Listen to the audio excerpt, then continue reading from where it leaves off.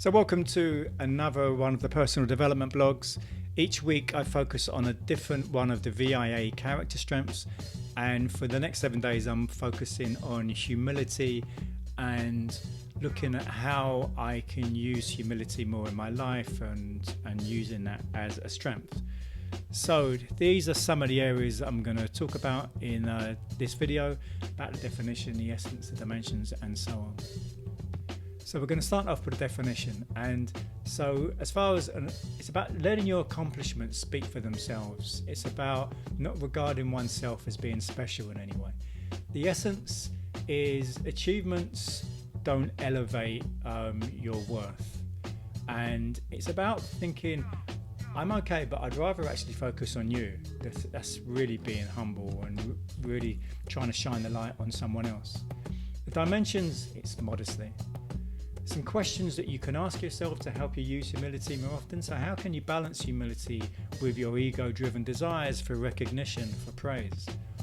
What obstacles to expressing greater humility are there in your life? Think of a time you regret being humble, and how can you make a slight change yet retain humility if that situation were to happen again? Some intervention. So think about a time and write about when you felt humility, and how did you feel? What did you think at that time? Ensure that it's genuine and not self-deprecatory. Look for exemplars, heroes, and write about their characteristics to help you feed your humble nature and starve your arrogant nature. This is a really good exercise. The golden mean, so it's right in between. You've got arrogance at one end of the spectrum, and the other end you've got self-deprecation, and humility is right in the middle between those somehow. Some correlations. So these are areas, these are strengths that correlate well with humility and often needed to use humility properly. So prudence, fairness, honesty, integrity, teamwork, and kindness.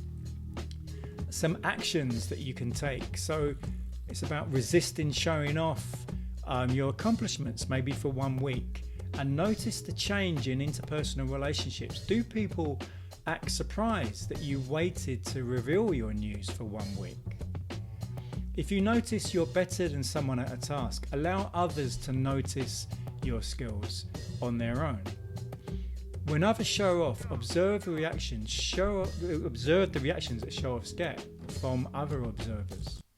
And notice if you speak more than others.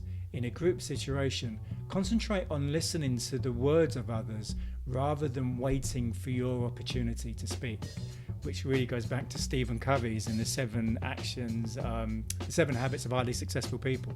He talks about listening with the intent to understand rather than the intent to speak. Compliment people sincerely. It's an author who are authentically better than you in some ways. Accept compliments from others, and from others about being humble.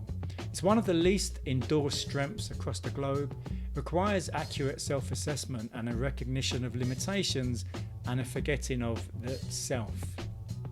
It strengthens social bonds, and humble people are more helpful than less humble people. So that's this week, all about humility. Next week is humour, so it's going to be quite a different approach. And I hope you enjoyed this one, and tomorrow we're back to movement and there'll be another blog on that. I help my clients to think about creating health, to look at the body as a whole system, to look at sleep, breathing, nutrition, movement, and mindset, to optimize the essential functions of our body to create health. By helping the people I work with improve their sleep quality and quantity, they get more deep sleep and REM sleep. They have better functional breathing so they don't get out of breath so quickly and can play with their kids and grandkids. We explore foods that aid their autoimmune system rather than create inflammation and fight against it. We discuss the most appropriate form of regular movement for their lives so they're not so prone to breaking bones if they fall down. And above all, to have the mindset of knowing they can take responsibility for their own health. Be proactive about it, rather than what so many people do, which is to be reactive and wait until the pain or the tumour shows or receive that diagnosis. When you create health, often disease goes away as a side effect.